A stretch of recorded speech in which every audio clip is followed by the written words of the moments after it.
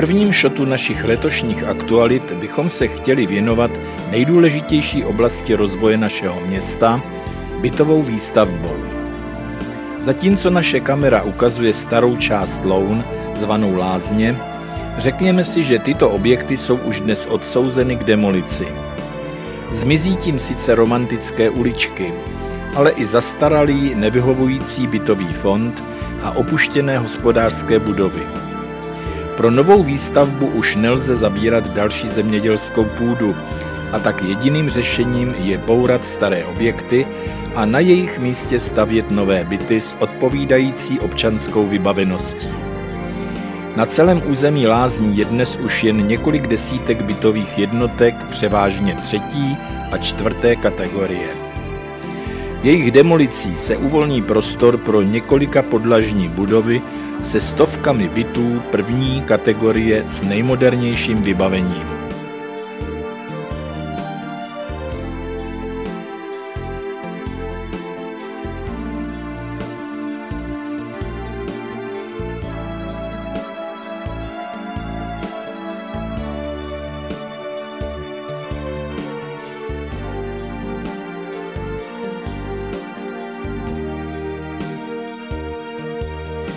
Nové výstavbě ustoupí i stávající autobusové nádraží na ulici Široké.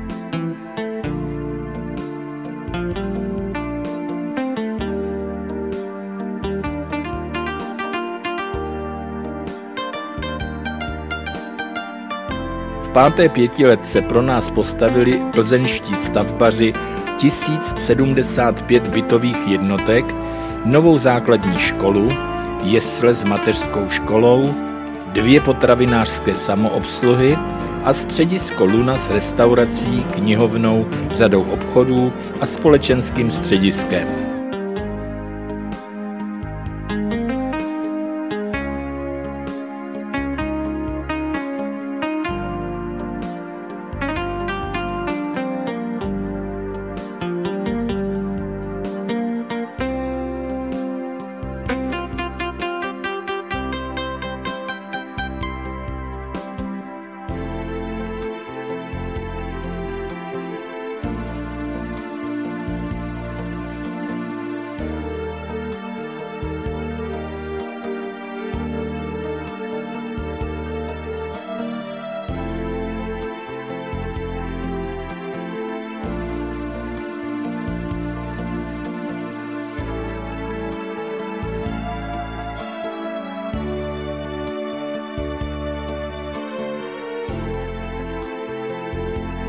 V 6. pětiletce budou v Lounech stavět pozemní stavby Karlovy Vary a my věříme, že výsledky jejich práce rovněž obohatí naše město o stovky nových bytů a bytový problém bude v našem městě téměř vyřešen.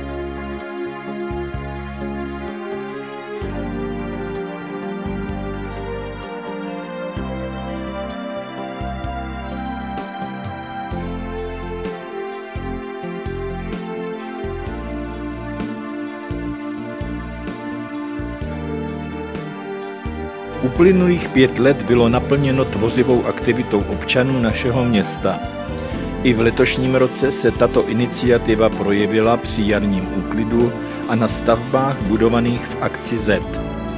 Naše záběry jsou z výstavby kryté sportovní haly, mateřské školy typu Velox a přístavby společenské místnosti ve východní části města.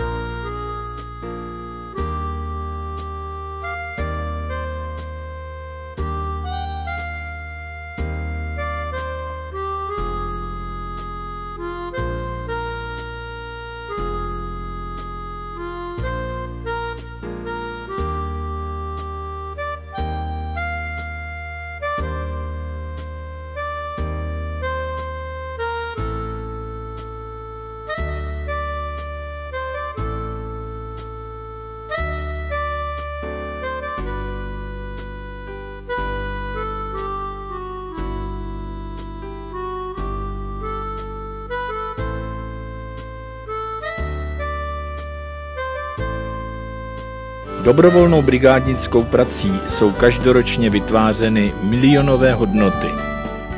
Pracovalo se i na úklidu Husovy ulice u Loutkového divadla, na vylepšování prostředí v sídlišti Na Březince a v Parku kultury a oddechu Klementa Gottwalda, kde se uskuteční po dopoledním průvodu prvomájové odpoledne.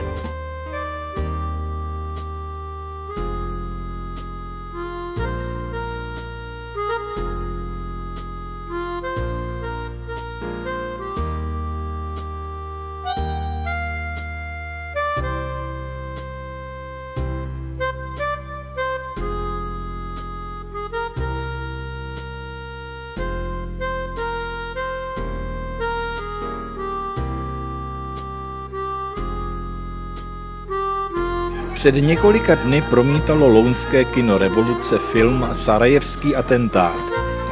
Některé exteriéry tohoto filmu o smrti arcivévody Ferdinanda, jež odjistila zbraně první světové války, byly natáčeny na Ranské hoře u Loun.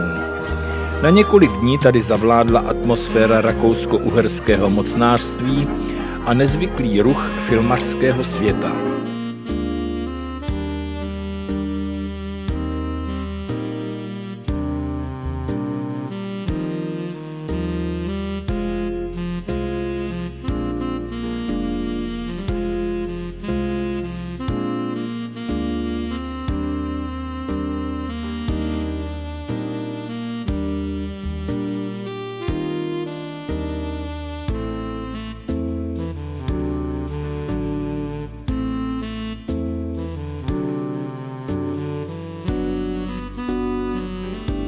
A toto je Raná, jak ji známe nyní.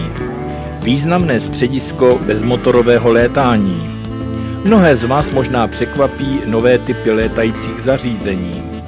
Jedná se o zcela nové sportovní odvětví, závěsné létání. A létající draci mají svůj název, Rogala nebo také deltaplány.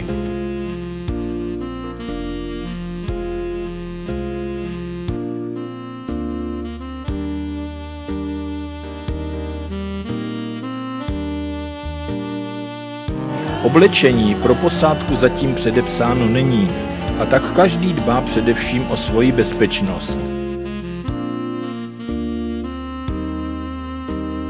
Rogalo je nutné nejdříve vynést do svahu, a sice do výšky, která je úměrná odvaze, umění a zkušenostem pilota.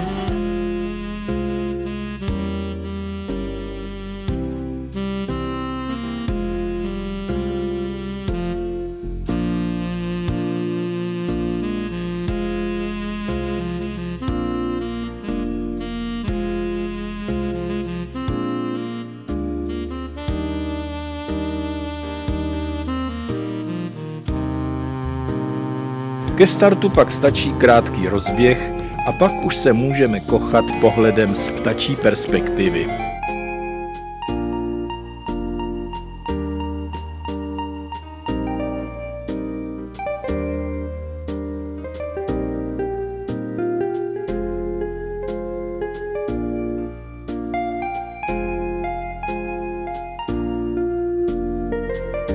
Létající draci se tu sjíždějí nejvíce přes víkend a spolu s nimi mnoho diváků.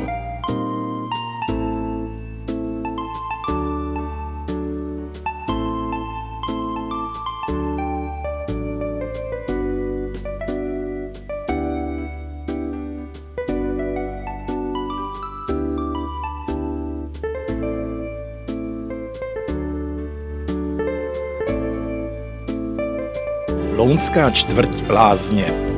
S demolicí starých objektů se postupně pokračuje a mizí jedna budova za druhou.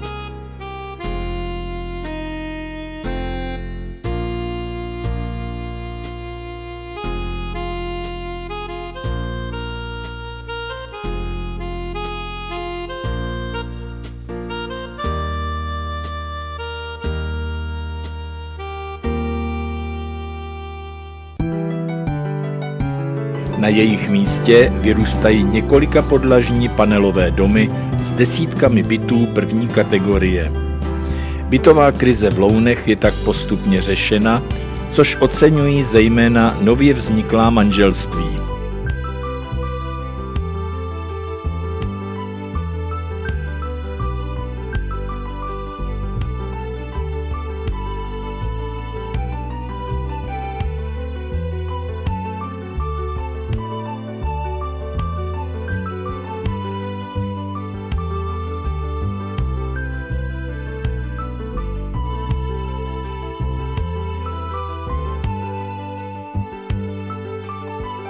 Ve Fučíkově divadle jsme mohli být letos svědky veřejného tahu státní loterie. Ředitel spořitelny soudruh Sklenka celé losování slavnostně zahájil. Promluvil i předseda Městského národního výboru Vladimír Drápal.